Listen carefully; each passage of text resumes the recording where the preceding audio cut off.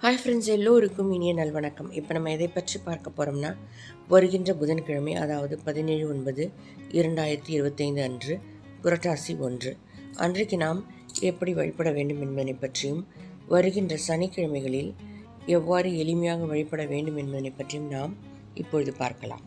புரட்டாசி மாதம் என்றாலே பெருமாளுக்குரிய மாதம். அதுவும் இந்த முறை புதன்கிழமை, பிறகு ஏகாதசி திதியோடு சேர்ந்தே வருகின்றது. மூன்றும் சேர்ந்து வரும் இந்த உன்னதமான நாளில் நம்ம வீட்டை முன்னாலே கூட சுத்தம் செய்துவிட்டு, பிறகு பூஜை அறையை சுத்தம் செய்துவிட்டு, பெருமாள் படம் இருந்தாலோ சிலை இருந்தாலோ துடைத்துவிட்டு, துளசி மாலை அணிவித்து, நம்மால் முடிந்தால் பிரம்ம முகூர்த்தத்திலே எழுந்து வழிபாட்டை மேற்கொள்ளலாம். இல்லை என்றால் பிறகு 6 மணியிலிருந்து 7 மணிக்குள்ளார, இல்லைனா பிறகு 9 மணிலிருந்து 10:20க்குள்ள, அப்படி முடியவில்லை என்றால் மாலை 6 மணிக்கு மேலே கூட நாம் இந்த வழிபாட்டினை மேற்கொள்ளலாம். காலையிலே நாம் வழிபடும்போது நம்மளால் என்ன முடியுமோ நெய்வேத்தியமாக செய்து வைக்கலாம், அல்லது பால் பழங்கள் வைக்கலாம். அப்படி இல்லை என்றால் முடிந்தால் பானகம் செய்து வைக்கலாம். இல்லை என்றால் சர்க்கரை பொங்கல், வடை, பாயசம் செய்யலாம். அப்படி இல்லை என்றால் வருகின்ற சனிக்கிழமைகளில் தளிகை போடும்போது சர்க்கரை பொங்கல், வடை, பாயசம் செய்து வைக்கலாம்.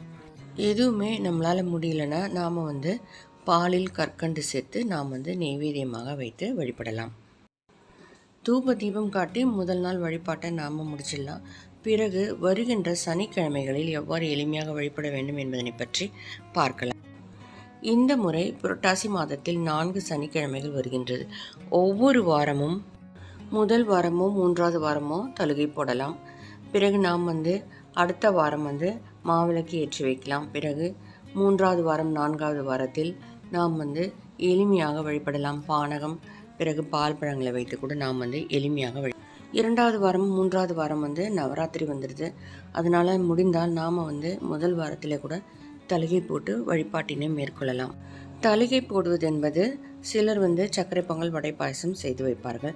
சிலர் அந்த சித்தராண்டங்கள் 5 வகை சாதம் செய்து வைத்து அந்த பெருமாளின் உருவத்தை வரைந்து அது மாதிரி போடுவாங்க. அவரவர் வீட்டு வழக்கப்படி நாம் செய்து கொள்ளலாம். இந்த வழிபாட்டினை மேற்கொள்ளும் பொழுது நமக்கு பெருமாளோடு சேர்ந்து மகாலட்சுமியின் அருளும் பரிபூர்ணமாக கிடைக்கும். புரட்டாசி மாதத்தில் பெருமாளுடைய நாமாவளிகளை நாம் தினமுமே சொல்லிக்கொள்ளலாம். பிறகு பகவத்கீதை படிக்கலாம், சுந்தரகாண்டம் படிக்கலாம்.